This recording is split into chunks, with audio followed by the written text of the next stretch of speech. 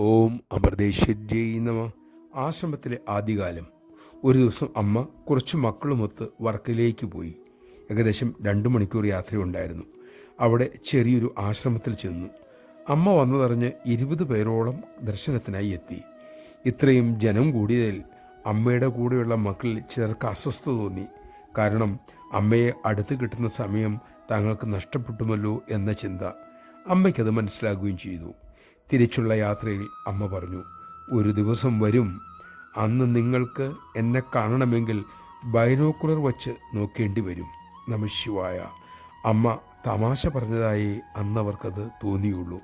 പക്ഷേ അക്കാലം വന്നു, അത് നമ്മൾ കാണുകയും ചെയ്തു.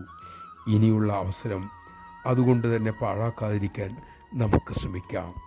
അതീവ ദുർലഭമായ അമ്മയുടെ ദർശനം സുലഭമായി കിട്ടിയ നമ്മളുടെ മഹാഭാഗ്യം ചിന്തിക്കൂ.